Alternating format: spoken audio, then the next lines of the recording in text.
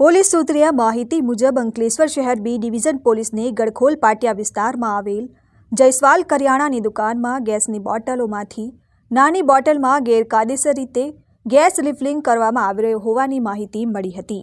જે માહિતીના આધારે બી ડિવિઝન પોલીસે દુકાનમાં દરોડા પાડ્યા હતા।